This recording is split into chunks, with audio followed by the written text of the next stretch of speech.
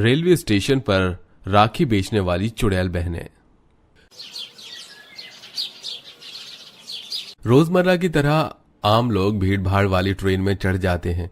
ऐसे ही Dhanipur railway station से गाड़ी चलकर माधवनगर स्टेशन पर रुकती है। उस प्लेटफॉर्म का कोई भी बंदा उस ट्रेन में नहीं बैठता। सबके चेहरे पर डर की लकीरें छाई थीं। ट्रेन के दरवाजे और खिड़कियां अपने आप खुल रही थीं और बंद हो रही थीं। ये देख बैठे यात्री डर जाते हैं। हे भगवान, ये सब क्या हो रहा है? अचानक से इस प्लेटफॉर्म पर ट्रेन क्यों रुक गई? बाहर का कोई भी व्यक्ति ट्रेन में क्यों नहीं चढ़ रहा है? और ट्रेन के दरवाजे ऐसे क्यों हो रहे हैं? ये तो मुझे भी समझ नहीं आ रहा बेटा कि ऐसे क्यों हो रहा है, पर बहुत डर लग रहा है। माँ जी, ऐसा कहकर क्यों डरा रही हैं आप? मुझे तो भूख लग रही थी, पर अब डर के मारे जाने का मन ही नहीं कर रहा बाहर। तभी एक आदमी कंबल ओढ़े हुए घूरती हुई आंखों से उन्हें देखता है। अगर तुम लोगों ने इस ट्रेन से बाहर जाने की सोची तो समझ लेना तुमने मौत को दावत दी है। बाकी तुम लोगों की मर्जी। ये कहकर बूढ़ा व्यक्ति चला जाता है। उनकी बात सुन दोनों औरतें और डर जाती हैं। अरे, मुझे नहीं लगता हमें ट्रेन में किसी भी व्यक्ति की कोई भी बात सुननी चाहिए। अरे, मुझे तो इस आदमी में भी गड़बड़ लग रही थी। तुम्हें भूख लग रही है ना? मैं अभी बाहर से कुछ लेकर आता हूँ। मैं भी चलती हूँ। दोनों पति पत्नी ट्रेन से बाहर निकल जाते हैं। तभी उन दोनों के सामने दो घूंघट में औरतें आती हैं जो कि राखी बेच रही थीं। राखी ले लो राखी, सुंदर सुंदर राखी ले लो, सस्ती और टिकाऊ राखी। भाई साहब, राखी ले लो राखी। अरे, कुछ दिनों में रक्षाबंधन है, अपनी पसंद की राखी ले लेता हूँ। यही मेरी बहन मुझको बांध देगी। कितने की है? 20 की एक राखी, 20 की एक राखी। आओ, मुझसे राखी बंधवा लो। हाँ, मुझसे भी राखी बंधवा लो। जी, क्या बदतमीजी है। तुम राखी बेच रही हो तो बांधना क्यों चाहती हो? अजीब लोग हैं। सुबह चलो यहाँ से। मुझे लगा था मैं अपने भाई के लिए राखी ले लूं, लेकिन मुझे यहाँ से कुछ नहीं लेना। मैंने बोला राखी बंधवा लो। तुम लोग ऐसे नहीं जा सकते यहाँ से। हमें कोई राखी नहीं लेनी। चलो उषा। लगता है तुम ऐसे नहीं मानोगे। तभी दोनों अपना घूंघट हटाकर अपनी हैवानियत से भरा चेहरा उन्हें दिखाती हैं। ये देखते ही ट्रेन में बैठी बुढ़िया की आंखें फटी की फटी रह जाती हैं और सुमित उषा भी डर जाते हैं। चुड़ैल, उषा, ये तो। हाँ जी, चलो यहाँ से बचकर निकलते हैं ट्रेन में फटाफट। तुम लोग यहाँ से बचकर नहीं जा सकते। तूने राखी नहीं बंधवाई ना हमसे, तो अब हम ही तेरी जान ले लेते हैं। दोनों चुड़ैलें अपने हाथ की एक एक राखी को अपनी शक्ति से इतना बड़ा कर देती हैं कि उस राखी से उन दोनों की जान ले लेती हैं, जिसके बाद वो दोनों मर जाते हैं और दोनों चुड़ैल उस बुढ़िया की तरफ बढ़ती हैं। नहीं नहीं नहीं, मुझे इस खिड़की को जल्दी बंद करना होगा। वो दोनों इसी तरफ आ रही हैं। उसने मेरे बेटे और बहू को मार दिया। बुढ़िया उस खिड़की को बंद करने में पूरी ताकत लगा देती है।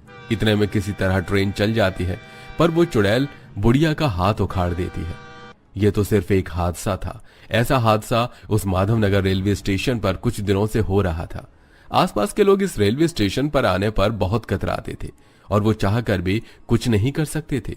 और उन दोनों चुड़ैलों को साया हमेशा उस रेलवे स्टेशन पर ऐसे ही भटक रहा था। वो अनजान लोगों के पास घूंघट में यूं ही राखी बेचने चली जाया करती थी। एक बार फिर उन दोनों चुड़ैलों की ताकत से एक ट्रेन उस रेलवे स्टेशन पर रुक जाती है। मुकेश, मुझे बहुत डर लग रहा है। इस रेलवे स्टेशन के बारे में मैंने सुना है, यहाँ पर मौत का साया घूमता है और ये ट्रेन चल क्यों नहीं रही है? अरे, मुझे तो डर तो लग रहा है, लेकिन मजबूरी में तुम्हारे भाई के राखी बांधने के लिए हमें इस ट्रेन और रेलवे स्टेशन से गुजरना पड़ रहा है। अरे, अब तो भगवान ही हमें बचा सकते हैं। हाँ पापा, आप दोनों बहुत डरे हुए हो, पर मुझे भी डर लग रहा है। क्या हुआ? क्या यहाँ पर कोई भूत रहता है? हाँ बेटा, बस जल्दी से ये ट्रेन चल जाए। पापा देखो ना, बाहर बर्गर वाला है। मुझे बर्गर लाकर दे दो ना पापा, प्लीज पापा दे दो ना। बेटा, हम अभी बाहर नहीं जा सकते। बाहर भूत हो सकता है। अरे, भूत नहीं, चुड़ैल है। दो चुड़ैल। अब देख लो तुम क्या चाहते हो। वही कंबल वाला बूढ़ा आदमी ये कहकर उन्हें डराकर फिर चला जाता है। पापा, आप डरो मत, भगवान जी हमारे साथ है। आप मेरे लिए खाने की चीज ला दो, पेट में बहुत दर्द हो रहा है। ठीक है, मैं तेरे लिए बर्गर लेकर आता हूँ। अजी मेरा दिल घबरा रहा है, आप जल्दी से आ जाना। हाँ, तुम चिंता मत करो। मुकेश ट्रेन से बाहर जैसे ही जाता है वो बर्गर का स्टोर गायब हो जाता है, क्योंकि वो दोनों चुड़ैलों का छलावा था। और फिर घूंघट में हाथों में राखी लिए मुकेश के सामने आती हैं। राखी ले लो, राखी, सुंदर सुंदर राखी ले लो। राखी बंधवा लो, राखी, प्यारी बहनों से राखी बंधवा लो, फ्री में राखी ले लो। अरे तुम खड़े क्यों हो, मुझसे राखी बंधवाओ, आओ। हाँ छोड़ो मेरा, ये क्या बदतमीजी है। मैं अपनी बहनों से राखी बंधवाऊंगा, तुमसे नहीं। मैंने कहा हमसे राखी बंधवा लो, वरना तुम्हारे लिए अच्छा नहीं होगा। लगता है हमारी बात तुम्हारी खोपड़ी में नहीं आ रही। अब देखो हम तुम्हारे साथ क्या करते हैं। दोनों चुड़ैल अपना घूंघट हटाकर अपना असली रूप दिखाती हैं। ये देख आसपास के लोग कुछ नहीं कर पाते और कामिनी भी सहम जाती है। उसका बेटा चुड़ैलों को देख रहा था और इतने में चुड़ैल अपनी राखी से मुकेश को मार डालती है। देख लिया ना तुम सब लोगों ने, इस रेलवे स्टेशन पर किसी ने भी मुझसे या मेरी बहन से राखी की मनाही की और राखी नहीं बंधवाई तो सबको ऐसे ही मारूंगी। चलो इधर आओ, हमसे राखी खरीदो और बंधवा लो। चलो जल्दी करो। ए तू आ। नहीं नहीं नहीं नहीं नहीं, मुझे मरना नहीं है, मैं नहीं जाऊंगा, मैं नहीं आऊंगा। देख अगर तू आएगा नहीं तब भी तो हमसे मरेगा, इससे बेहतर है आजा, हम तुझे कुछ नहीं करेंगे। मुकेश मुझे छोड़कर चले गए। हे भगवान, किसी भी तरह ये ट्रेन चला दो ताकि हम सब लोगों की जान बच जाए। मुझे अकेले ही अपने बेटे को पालना होगा। वो बाबा कहाँ हैं? वही हमें आगाह कर रहे थे, मुझे उनसे पूछना होगा। कामिनी अपने पति की मौत को देखकर डर गई थी और कंबल वाले बाबा को ढूंढने लगती है। वो अपने बेटे को लेकर दूसरे कोच में आ जाती है, जहां वो बैठा बूढ़ा आदमी मिल जाता है। बाबा जी, आप वही है ना जो हमें बता रहे थे कि इस रेलवे स्टेशन पर 2 चुड़ैल हैं? ये ट्रेन चलती क्यों नहीं है? आखिर वो दोनों चुड़ैल कौन हैं? आप कुछ बता सकते हैं? मुझे उनके बारे में पता है। मैं इसी रेलवे स्टेशन पर सामान बेचता था। इन दोनों के बारे में पता करके ही आ रहा हूँ। दरअसल ये दोनों बहनें पिछले 2 साल पहले रक्षाबंधन पर अपने भाई को शहर में राखी बांधने के लिए जा रही थीं। मुझे तो सब्र ही नहीं हो रहा है बहन, आज हम भैया के पास जाएंगे और हमने भाभी के लिए भी लटकन ली है। वो दोनों हमसे मिलकर बहुत खुश हो जाएंगे। हाँ, पिछले 4 साल से हमने भैया को राखी नहीं बांधी। भैया को पोस्ट कर रही थी, लेकिन अब हम स्कूल से निकलकर बड़े हो गए हैं। शहर जाकर भैया को सरप्राइज देंगे और उनकी कलाई पर खुद राखी बांधेंगे। हाँ मेरी बहन, ऐसा ही होगा। तभी माधवपुर रेलवे स्टेशन पर कुछ गुंडे ट्रेन में घुसकर लोगों का जेवर लूटते हैं और उनके पैसे भी छीन लेते हैं। वो दोनों गुंडे निशा और मंजरी के पास भी पहुंच जाते हैं और उनकी खूबसूरती पर फिदा होकर बदतमीजी करते हैं। ओहो चिकनी चमेली, 2 सहेली, वो भी अकेली। ओहो, चलो पौआ चढ़ा कर ले चले ने। अपने पैसे जेवर तो ले लिए, लेकिन हम दोनों के लिए अच्छी हुस्न परियां भी तो होनी चाहिए। तूने बिल्कुल ठीक कहा।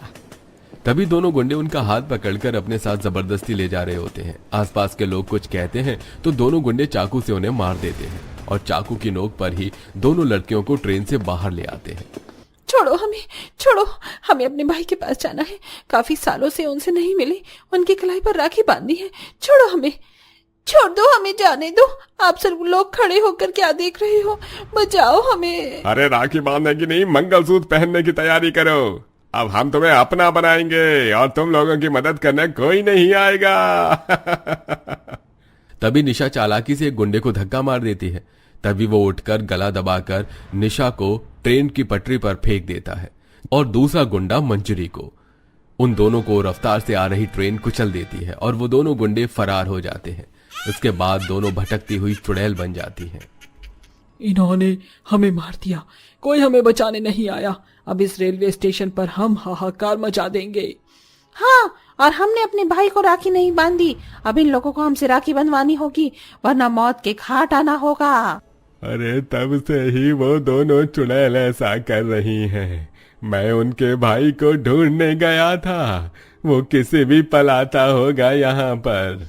बाबा जी, आपने बहुत अच्छा काम किया है। अब मासूम लोगों की जान तो बच जाएगी और उन्हें भी मुक्ति मिल जाएगी। शायद वो अपने भाई की कलाई पर राखी बांधने के लिए ही तड़प रही है।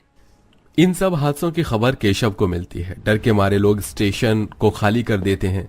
रात के 11 बज रहे होते हैं और केशव वहां पहुंच जाता है और उस बूढ़े बाबा से मिलने के बाद अपनी बहनों को आवाज लगाता है। निशा, मंजरी, कहाँ हो तुम? देखो तुम्हारा भाई आया है। अब किसी की भी जान मत लो, अपने भाई के सामने आओ।